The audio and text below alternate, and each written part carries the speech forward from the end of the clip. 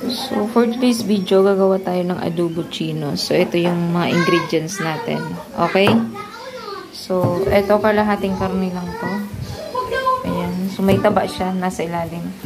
Tapos, itong saging. Ayan. Tapos, may tuyo tayong 1/4 cup. Same sa asukal. Tapos, ito yung sibuyas, bawang. Tapos, ito yung paminta. And asin, tas laurel, tas isang Knorr cubes para pampalasa. And then, tas itong tomato sauce. So, hindi naman natin to uubusin kasi kalahati lang naman yung karne natin. So, kailangan din natin ng water. Kahit 1/2 cup of water. Okay? So, lutuin na natin to. So, first na kailangan natin gawin is lutuin yung saging. So, okay, buhayin na natin to. Yan, hinay ko na. Then, maglalagay ako ng oil. Yan. So, dalawang 1/4 cup. Okay. So, pag mainit na, lagay na natin yung saging.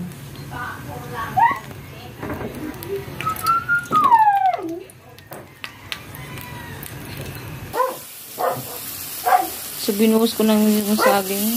Ayan, i-spread ko na lang para mas mabilis ma-prito. So, pag na-golden brown na to, okay na to. So, ayan, yung iba luto na. Medyo natutong na yung iba. So, habang yung iba hindi pa. So, alisin na natin yung luto na. Naprito na. So, eto na yung naprito natin na saging. Ayan na siya lahat. So, ito, dito na lang natin igisa yung sibuyas bawang, tapos yung karne natin. Okay? So, iset aside muna natin tong saging. So, binuhay ko na yung apoy. Ayan. So, ilagay na natin dito yung karne.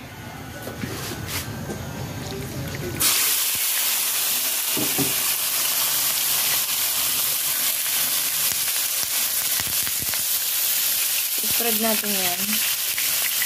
Tapos takpan.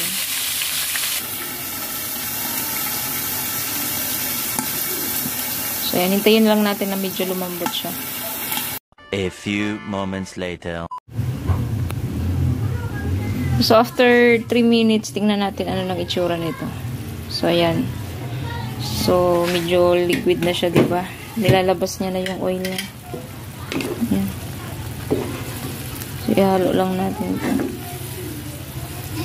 So, habang pinapalambot nyo yung karne, diba? Yung water dito is yung water sa karne. Yan. Kasi bago yung... So, habang kumukulo siya, gawin nyo na lang na medium heat yung fire ninyo. Huwag yung high. Okay? Para mas tender siya. Ayan. So, takpan ulit natin. A few moments later. So, pinatay ko na yung apoy niya.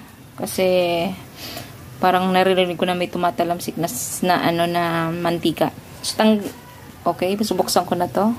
Naka-off na yung apoy. Okay, so dry na siya, diba? Oil na lang ang natira. Nawala na yung water, excess water niya. So, kunin muna natin to. So, yan, ilipat natin sa lalagyan. So, wag na nating tanggalin yung oil kasi yan ang gagamitin natin na panggisa. Yan, so, malasa siya. Kasi yung mantika ng baboy yan.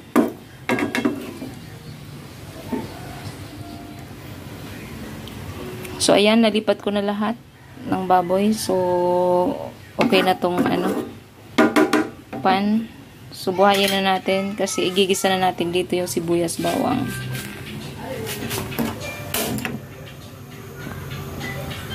Ayan. So, pag mainit na, we can put the onion and garlic. So, ilagay na natin yung sibuyas bawang. Ayan. Tapos, haluin natin. So, madali na lang siyang maluluto, diba? Kasi,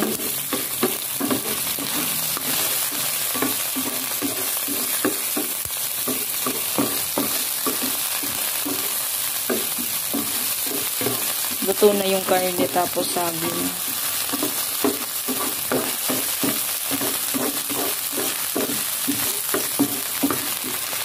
Ayan. So, we can put the, meat. So, medium heat na lang ako, Okay. Tapos, susunod na ilagay natin yung toyo dito. We can now put the, soy sauce. Yan. 1/4 cup lang siya. So, i-mix lang para ma-incorporate ng, toyo yung karne. Yan.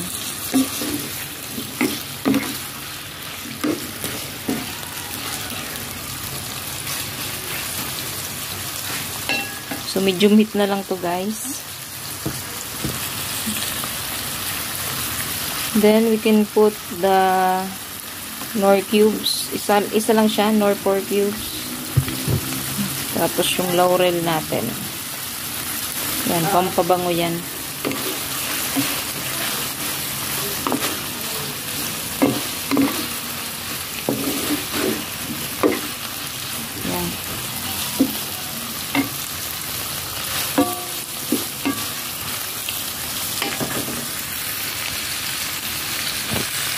Next, ilagay na natin yung saging. So, bilis na lang ito. Yan, mix lang. So, nilagay na yung saging. So, pwede na natin dito ilagay naman yung tomato sauce. Ayan.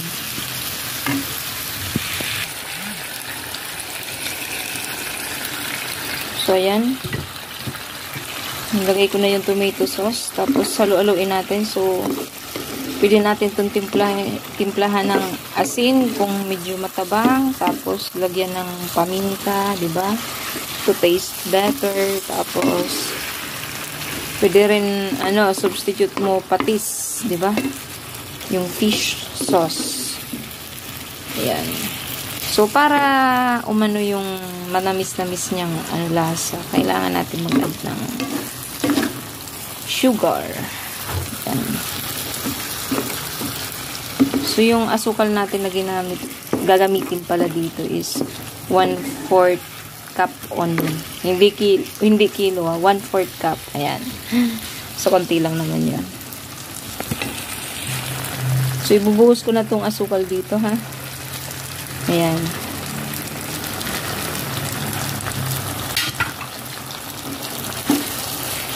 So, gusto ko sa adobo chino, matamis. Ayan. So, yung iba, naglalagay rin ng ketchup. So, depende sa trip mo. So, pwede naman yun. Bukod sa tomato sauce, maglagay ka ng ketchup.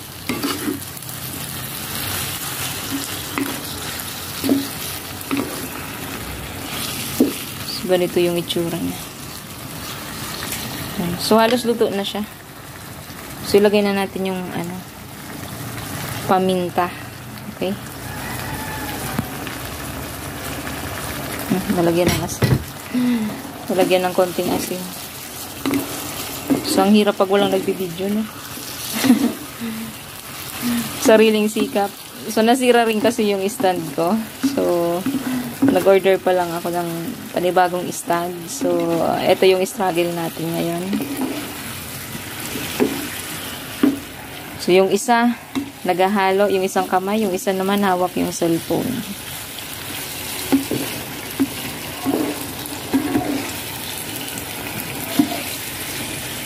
Yan. So, usually makikita ang ganitong luto sa piyesta, di ba? Adobo chino. Pero usually naman sa piyesta, yung masyadong matataba. So, I don't like it naman. So, para sa akin, okay na tong malaman. So, ito yung naisip kong lutuin na putahe ngayon kasi may naghinog ng saba, sarili naming puno. Ayun. So, sayang naman, 'di ba? Kaya ayun. So, I think this is good already. Diba? Ayan, okay na yan. So, pwede na natin i-off yung fire natin. Yan. So, ilipat na natin to sa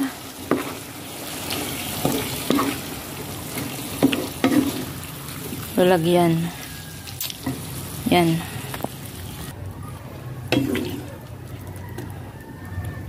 So, ilagay na natin dito. Yan. So, kasama to sa handa ng asawa ko. Kasi birthday niya ngayon. Sa taas ng mga bilihin ngayon, di ba? So, it's better na magluto ka na lang. Kasi nagkataon naman na Sunday, di ba? So, no reason para tamad-tamad. So, sabi ko, luto na lang ako. Ayan. Siguro kung may pasok kami, diba? Pareho kasi kaming may work. So, kung magkataon siguro na weekdays yung birthday niya, so baka hindi ako magluto. Ang system niyan, order or kain sa labas. Ganon. So, since Sunday ngayon, ito ang gagawin natin, magluto. Ayan. So, ang next kong lulutuin yung spaghetti. So, ito yung adobo chino natin. Ayan. Ayan.